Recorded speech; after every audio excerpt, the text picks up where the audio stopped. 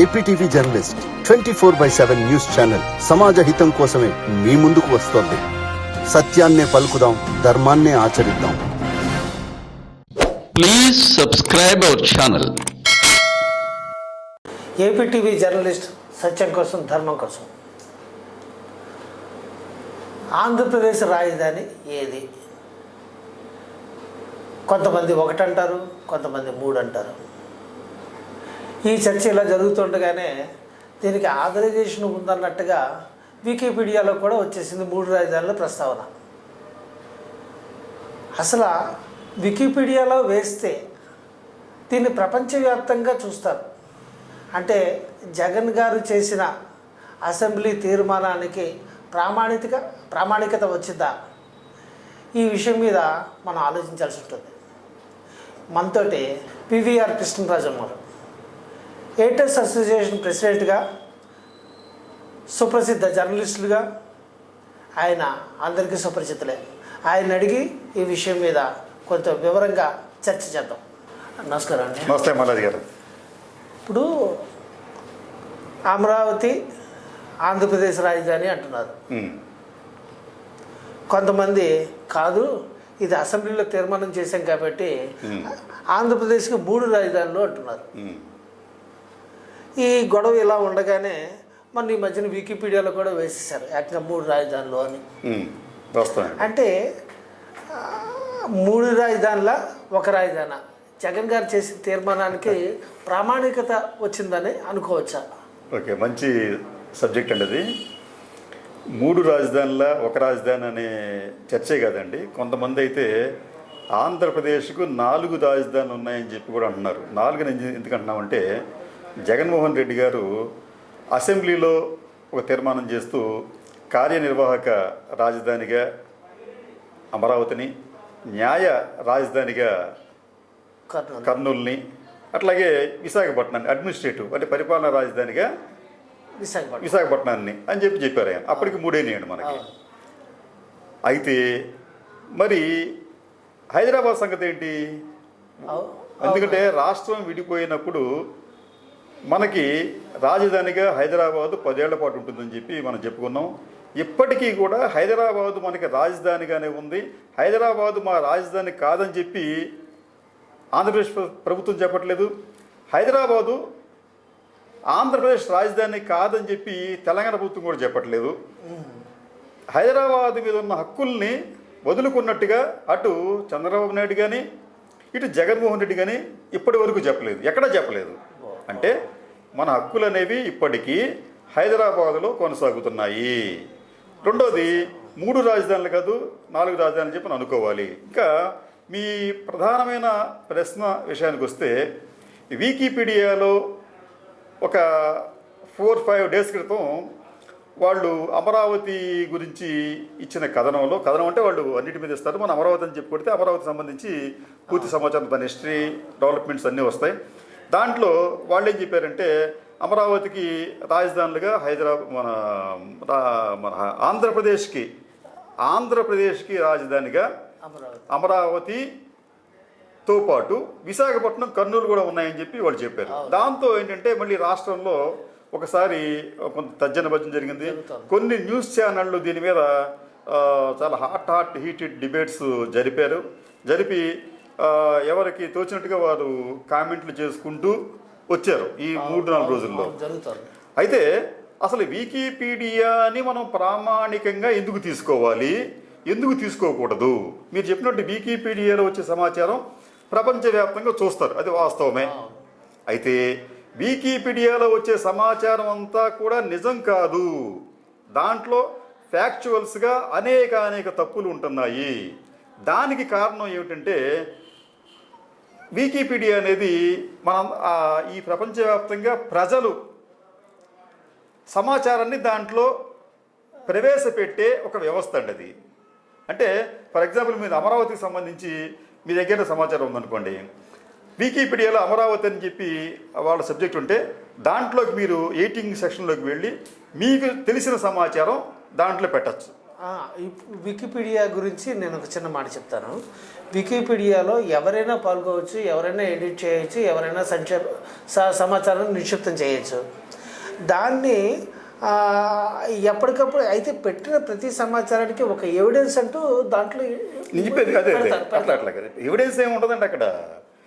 కొన్నిటికి రిఫరెన్స్లు ఉంటాయి, కొన్ని లింకులు పెడతారు. కానీ లింకులు లేకపోయినా మీది చెప్పింది ఎవిడెన్స్ అనుకుని మీరు పెడితే అదే కంటిన్యూ అవుతుంది.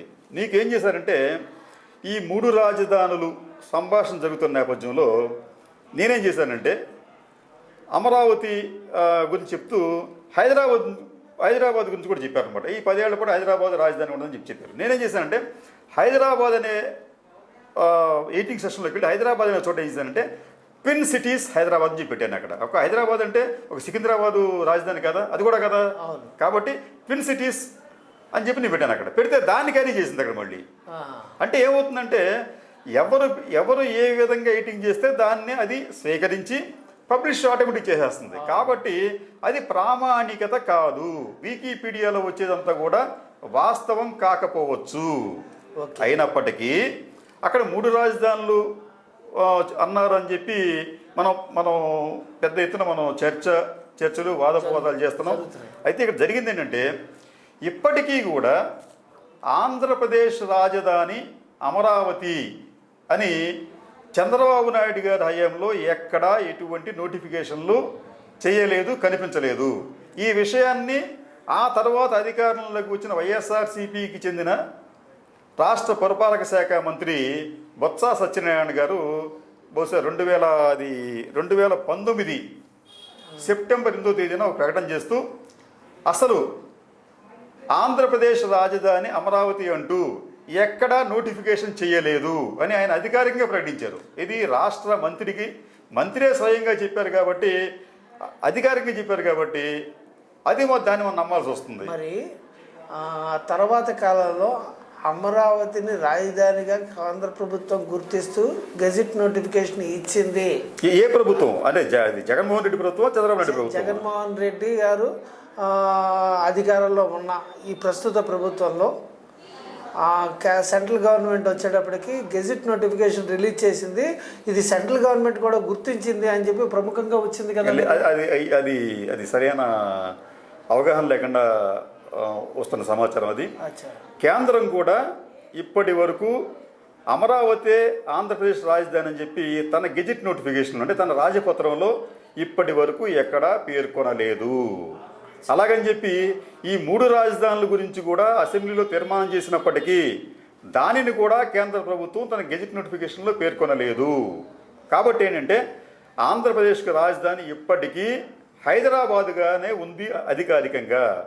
రెండవది వీళ్ళేం చేశారంటే ఆంధ్రప్రదేశ్ రాజధాని ఏది అంటే అమరావతి అని కాదండి, Amaravati capital region development authority అనే ప్రాంతం అంతా కూడా రాజధానిగా ప్రకటించారు అంతే తప్ప స్పెసిఫిక్గా అమరావతి అని చెప్పి చెప్పలేదు వాళ్ళు.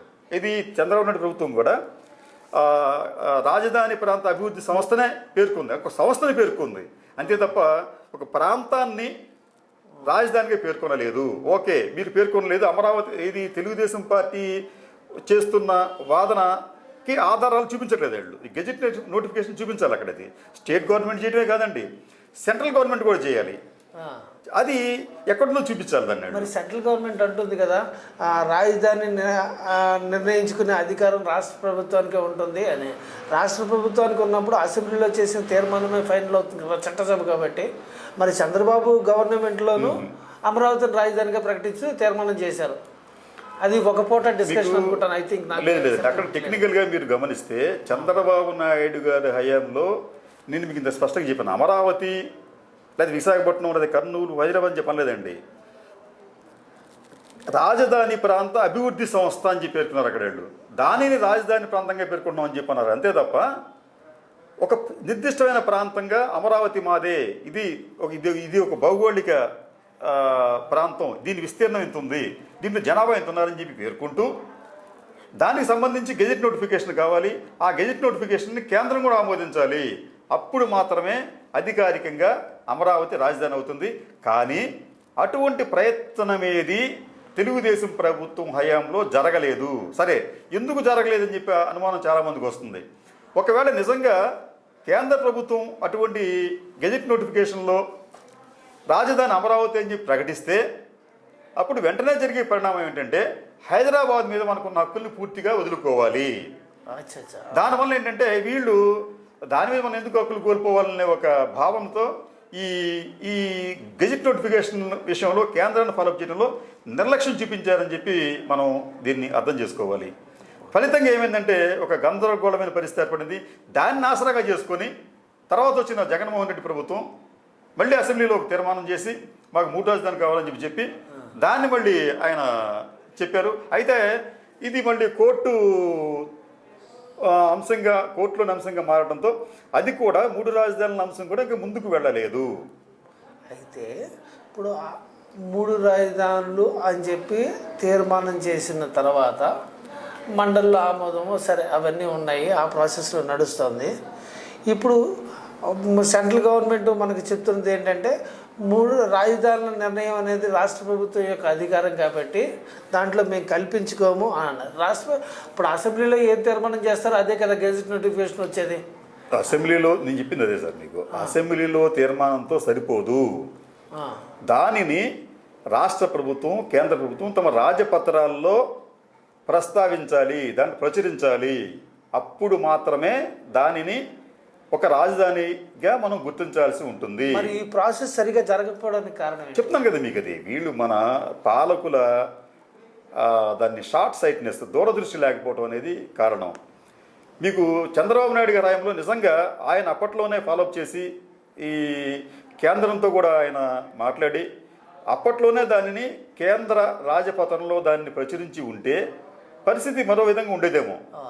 ఇప్పటి వరకు అటువంటి ప్రయత్నం చేయలేదు. కాబట్టి బొత్స సత్యనారాయణ గారు పురపాలక శాఖ మంత్రి, ఆయన ఏం చెప్పాడంటే అసలు అమరావతి రాజధాని అని చెప్పి ఎక్కడ నోటిఫికేషన్ లేదని చెప్పన్నారు. అది వాస్తవం. అది అవునా, దానికి అడ్డం పడ్డానికి అసైన్డ్ భూముల వ్యవహారం కూడా ఒక కారణం కదా. అదేం కదండి, అది అసలు దానికి దీనికి అసలు అసైన్డ్ భూములకి దీనికి సంబంధం లేదు. అది సంబంధం లేదు. కేవలం ఏంటంటే హైదరాబాద్ ఇప్పుడు ఒక్కసారి మనం అమరావతిని రాజధానిగా చేసుకుని దాన్ని కేంద్రం ఆమోదించి ఉంటే మనం హైదరాబాద్ మీద హక్కులు కోల్పోతాము అనే ఒక భయంతోనే, రేపు ప్రజలు మనం ప్రశ్నిస్తారు అనే ఒక భయంతో కూడా ఆనాడు ముఖ్యమంత్రి చంద్రబాబు నాయుడు గారు దాని గురించి ముందుకు వెళ్ళే ప్రయత్నం చేయలేదు. ప్రచారం చేస్తున్నాడు ఆయన. ప్రచారం మాత్రం అంతర్జాతీయ స్థాయిలో అమరావతి క్యాపిటల్ ఆఫ్ ఆంధ్రప్రదేశ్ అని చెప్పి అన్ని చోట్ల ఘనంగా ప్రచారం చేస్తున్నాడు తప్ప టెక్నికల్గా చూస్తే, చట్టపరంగా చూస్తే ఆయన ఇటువంటి నిర్మాణాత్మకమైన వైఖరి మాత్రం తీసుకోలేదు, అటువంటి చర్యలు తీసుకోలేదు.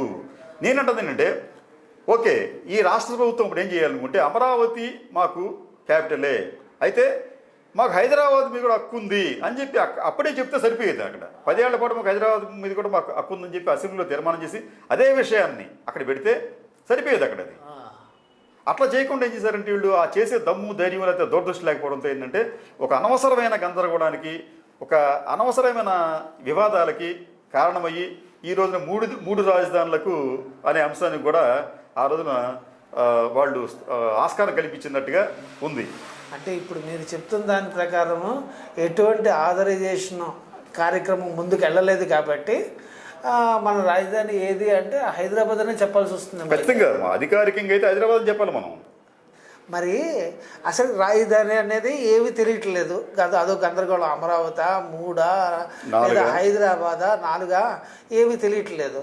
ఈ టైంలో ఏదో చర్చా కార్యక్రమాల్లో ఏదో మామూలు క్విజ్ క్వశ్చన్లో వాటిల్లోనూ మీ రాజధాని ఏది అంటే పొరపాటున ఎవరైనా ఓ కర్నూలునో ఓ వైజాగ్నో ఏదో మాట్లాడితే దాని మీద ఏంటంటే అందరూ ఇది చేస్తాము, మీ ఇళ్ల మీద దాడి చేస్తాము. మొన్న కూడా ఏదో జరిగింది కదా, ఒక యాంకర్ ఏదో చెప్పాడని చెప్పేసి జరిగింది కదా. మరి ఇది గందరగోళం అంతే ఏంటి? ఇదేనండి ఇప్పుడు ఇవన్నీ కూడా ఈ రాజకీయ ప్రేరేపిత ఆందోళనలు, ఉద్యమాలనే మాట అనకూడదు మనం. అది రాజకీయ ప్రేరేపిత ఆందోళనలు. అంటే టీడీపీ ప్రభుత్వం మీద గతంలో వైఎస్ఆర్ పార్టీ వాళ్ళు ప్రతి చీటికి మాటికి చిన్న చిన్న అంశాల మీద కూడా ధర్నాలు చేశారు, రాస్తారోకలు చేశారు, గందరగోళం చేశారు. ఇప్పుడు ఏం చేస్తున్నారు? అదే మందుని ఇక్కడ వైఎస్ఆర్సీపీ ప్రభుత్వం మీద వాళ్ళు వాడుతున్నారు. వైఎస్ఆర్సీపీ చేసే ప్రతి దాన్ని కూడా వాళ్ళు విమర్శించడం, అలాగే ఏదో ఒక అంశం మీద చిన్న వివాదం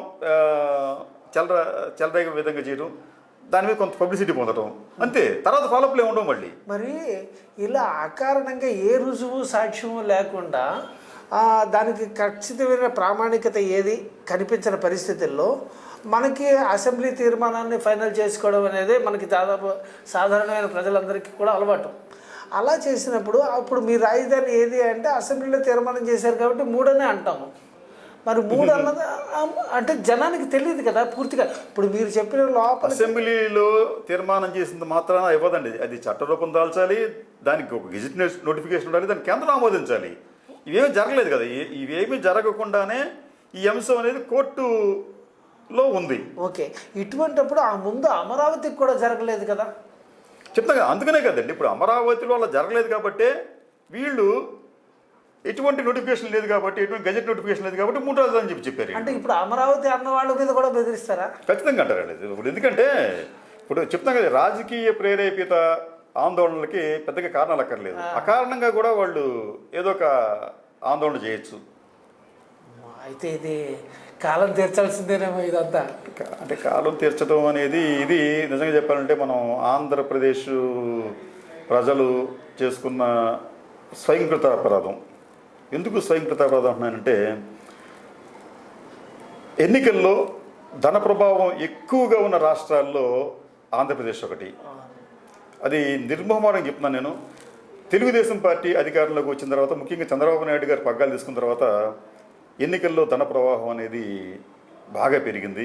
ఆయన ఏంటంటే దాన్ని ఒక బ్రహ్మాస్త్రంగా వాడాడు ధనాన్ని అనేది. ఎన్నికల్లో మనం విచ్చలవిడిగా డబ్బులు ఖర్చు పెట్టి పబ్లిక్ ఒపీనియన్ మనం అనుకూలంగా మార్చుకోవడం అనేది. ఆ తర్వాత మిగతా పార్టీలు కూడా చేసింది అట్లాగే. ఇప్పుడు వైఎస్ఆర్సీపీ కూడా అట్లాగే చేసిన తర్వాత అది దీనికి మినహాయింపు ఎవరు లేదు.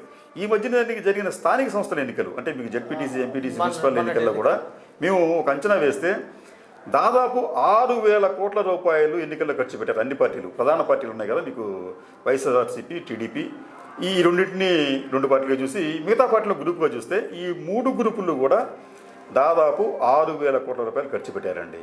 ఫలితంగా ఏమైందంటే ఎక్కువ ఎవరు ఖర్చు పెడుతున్నారో, ఎక్కువ ఎవరిని చూపిస్తున్నారో వాళ్ళని మన ప్రజలు గెలిపించారు. కాబట్టి వీళ్ళు గెలిచిన తర్వాత ఏం చేస్తారంటే ఫస్ట్ తమ ప్రయోజనం చూస్తారండి, ప్రజల ప్రయోజనం చూడరు అక్కడ. వీళ్ళు తమ ప్రయోజనం ఏంటి, తమ వర్గం ప్రయోజనం ఏంటి, తన స్వజన ప్రయోజనం ఏంటి, ఇవి చూస్తారు అట్లాగా. దీనికి కారణం ఎవరంటే మనందరితో కొన్ని ఈ ప్రజలే దానికి కారణం. మనం నీతిగా నిజాయితీగా ఉంటే అసలు మనకి ఈ పరిస్థితి ఉత్పన్నం కాదు. మనకి పూర్వం మనకు మాట ఉందండి, యథా రాజ తదా ప్రజ అని చెప్పి. ఇప్పుడు యథా ప్రజ తదా రాజ. ప్రజలు నియమావళిని, నీతిని, లేకపోతే నైతికతను వదిలేసి ఎన్నికల్లో ఓట్లు వేస్తున్నప్పుడు అధికారంలోకి వచ్చేవాళ్ళు కూడా ఎట్లా ఉంటారు, అటువంటి వాళ్ళు ఉంటారు అక్కడ. కాబట్టి మారాల్సింది మనం అక్కడ. మనం మారకుండా అన్నీ మారాలని చెప్పి మనం అనుకోవటం కూడా భావ్యం కాదు. చాలా ఉన్నాయండి. ఎందుకంటే సమర్థులు రారు అప్పుడు. మీకు పూర్వం ఎన్నికల్లో ఎట్లా ఎవరి నుంచి ఎవరంటే మీకు సుమారుగా ఒక 55-50 సంవత్సరాలు మీకు ఉండవచ్చు బహుశా.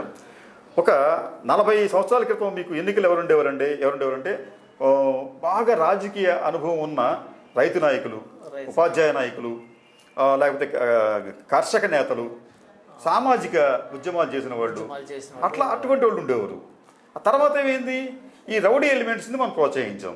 ఆ తర్వాత వారిని కూడా కాదని చెప్పి ధనవంతులు అనేది దిగింది అక్కడ. ఈ రోజున పార్లమెంటు కావచ్చు, ఆంధ్రప్రదేశ్లో చట్టసభలు కావచ్చు, ఇవన్నీ కూడా ఈ కార్పొరేట్ల కబంధ హస్తాల్లో చిక్కుకున్నాయి. వాళ్ళని కాదని చెప్పి ఇప్పుడు ఎవరూ ఏమీ చేయలేని పరిస్థితి ఉంది. ప్రజలు ఏం చేస్తారంటే వాళ్ళు తమ డబ్బు కాదు కాబట్టి వీళ్ళు రకరకాల సంక్షేమ పథకాల రూపంలో వాళ్ళకి సంవత్సరానికి యావరేజ్న 40,000 నుంచి 80,000 రూపాయలు ఒక్కొక్క కుటుంబానికి ఇచ్చుకుంటూ వాళ్ళనే తమ గుప్పుట్లో పెట్టుకుంటారు అక్కడ. వాళ్ళు ఏం చేస్తారంటే ఎవడొద్దే మనకెందుకు, అక్కడ మనకి ఇది వస్తుంది కదా అని చెప్పి అనుకుని వాళ్ళు ఆ ఇచ్చే పార్టీకి కొంతకాలం సపోర్ట్ చేస్తారు. ఆ తర్వాత ఏమవుతుందంటే నెక్స్ట్ ప్రతిపక్షం వాళ్ళు అంతగానే ఎక్కువ ఆకర్షణీయమైన పథకాలు ప్రవేశపెడతారు అక్కడ. ఈయన నవరత్నాలు అని చెప్పి అన్నాడు, రేపు ఆయన ఏం చెప్తాడు, ఇంకో చెప్తాడు అక్కడ 100 వరాలని చెప్పి ఒక కాన్సెప్ట్ చెప్పి 100 ఇటువంటి వరాలు మీకు ఇస్తానని చెప్పి అంటే జనం దాన్ని నమ్ముతారు అక్కడ. అది హామీలు ఇవ్వడానికి ఏమన్నా కాదు, ఇస్తారు. వాళ్ళ డబ్బు వాళ్ళది కాదు కాబట్టి. ఇవన్నీ ఏంటంటే అల్టిమేట్గా మనం మారకుండా సమాజం మారదు. మరి జనంలో ఒక అభిప్రాయం ఉంది కదా, అసైన్డ్ భూముల వ్యవహారం వల్లనే రాజధాని వ్యవహారం తేలట్లేదు అని. లేదు, అసైన్డ్ భూములకి దీనికి సంబంధం లేదండి. అసైన్డ్ భూములు కూడా వాళ్ళు ఆనాటి తెలుగుదేశం పాలకుల సానుభూతి పరులు, తెలుగుదేశం పాలకుల బెనామీలు, చాలా తెలివిగా వారిని భయపెట్టి ప్రలోభపెట్టి వాటిని కాలు చౌకగా వారి దగ్గర నుంచి కొని, అసలు కొంటమే నేరం, అసలు అది కొంటమే చేయకూడదు. తర్వాత కొన్నదాని మీద ఒక జీవో తీసుకొచ్చి అసైన్డ్ భూములు ఎవరు కొన్నారో అది తప్పేం కాదు, వారు కొనొచ్చు, వారికి మేము పరిహారం ఇస్తామని చెప్పి రాష్ట్ర ప్రభుత్వం పరిహారం ఇవ్వటం, ఇవన్నీ కూడా చాలా అడ్డగోలుగా, చట్ట వ్యతిరేకంగా, అనైతికంగా, అన్యాయంగా జరిగింది. ఈ దళితుల్లో కొంతమంది బాగుపడ్డారు. అంటే నిజానికి ఏంటంటే వాళ్ళ అప్పట్లో వాళ్ళ ఆర్థిక పరిస్థితి మెరుగుపడుతుంది, ఆర్థిక పరిస్థితులు కాదండి. అప్పట్లో ఏంటంటే మీకు దళితుల భూములు కొనడానికి అమ్మడానికి లేదు కాబట్టి వాళ్ళు ఏంటంటే అక్కడ పెద్ద పండించుకునే ఆస్కారం ఉండేది. చాలా చోట్ల మీకు అసైన్ భూముల్లో పశువులు మేపుకునేవారు, చాలా చోట్ల మీకు గ్రేజింగ్ ల్యాండ్ ఉండేది, అంతే తప్ప పెద్దగా ఉపయోగపడే పంటలు వేసేవాళ్ళు కాదు అక్కడ. అది సరే, వాళ్ళు ఏమంటున్నారంటే ఎంత వస్తే అంత వచ్చింది, మాకు 10 లక్షలు వస్తే నష్టం ఉంది, 20 లక్షలు వస్తే నష్టం ఉందని చెప్పి అమ్మేశారు. కానీ ఆ తర్వాత కొనుక్కున్న వాళ్ళు ఏం చేశారంటే దాన్ని 80 లక్షలకి 90 లక్షలు అమ్ముకున్నారు అక్కడ. అది కొంతమంది దళితులు బాగుపడినప్పటికీ చాలామంది అకారణంగా అపారంగా నష్టపోయారు.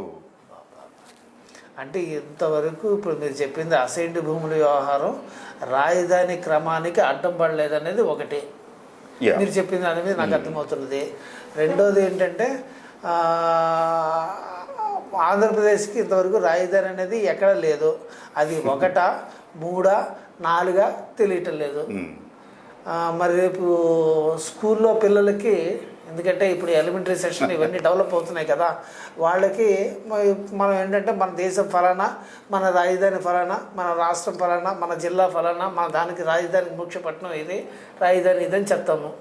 ఇప్పుడు ఈ జనరేషన్కి చెప్పడానికంటూ ఏదీ లేదని నాకు అనిపిస్తుంది. అంటే మన పాలకులు ఏం చేశారంటే మన అందరినీ కూడా ఒక అయోమయంలో, ఒక మీమాంసలో పడేశారండి. ఏది ఈ వాస్తవం, ఏది అవాస్తవం అని చెప్పి మనం తేల్చుకోలేని ఒక నిస్సహాయ స్థితిలో ఉన్నాం. ఇది చాలా దౌర్భాగ్యమైన పరిస్థితి. ఏదైనా ఒక రాష్ట్రానికి ఆయుపొట్టు లాంటిది రాజధాని. ఆ రాజధాని ఏదో మనకి తెలియకపోవడం అనేది శోచనీయం. దాంట్లో తీవ్రమైన గందరగోళం ఉంది. ఇది నిజంగా విచారించదగ్గ విషయం. మరి ఈ నిర్ణయాన్ని రాజధాని ఏంటనేది మరి కాలమే చెప్పాలేమో తెలియదు, కానీ మరి వేచి ఉందాం.